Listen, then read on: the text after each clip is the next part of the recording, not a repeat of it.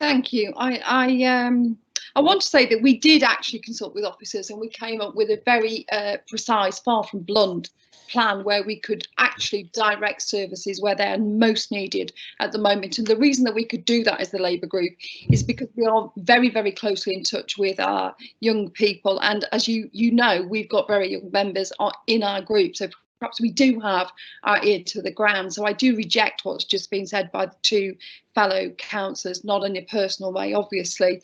It is a little bit like Groundhog Day, in as much as I'm going to mention again the Social Isolation and Loneliness Commission, Select Committee. We did say at that committee that the next thing that we really needed to do was to look at the isolation and loneliness of young people, and subsequently we've never actually got around to doing that. But we knew on that committee that we had an absolutely huge problem. Now, that was pre-COVID. Now, what we're saying is since COVID, that problem has been vastly, vastly exacerbated. And we each know from our own personal experience, and also as adults giving care, as parents, grandparents, kinship carers, etc., that youth is a terrible time of experience. And, you know, many suffer a natural sort of turmoil. We can all remember those days. And young people had enough on their plates prior to COVID. We were at the foothills of the fourth industrial revolution. Nobody knows what work's going to look like in the future. You know, it's going to be a very difficult time. And this group of young people know that the race to carbon zero is on, and they're looking to us to lead the way. So youth has a lot on its plate to start off with. So we wanted to extend a service that was funded to get youth workers to meet with young people, many of whom have been left behind. So can I ask you to consider further the unprecedented burden now resting on our young people? Our proposal is costed, the money is there, it is proposed to be a one-off response to the COVID crisis, using the money that is designated to be spent on COVID. Our young people are battling with lockdown. They've had disrupted education. That's only the beginning of it. They are suffering from grief, loss, suicide. Some of them are in temporary accommodation, not in secure homes. Some of them suffer from hunger, and some of them suffer from the cold. Not everybody lives in a wonderful middle class lifestyle.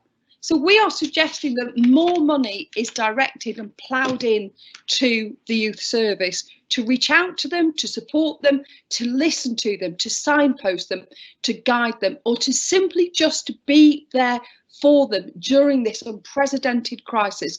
That's what youth workers do best. That's what they're there for. This crisis is in line with what happened after the First and Second World Wars. The government then responded by setting up a youth service because they knew the crisis that the young people were facing. And I think that's exactly the same now.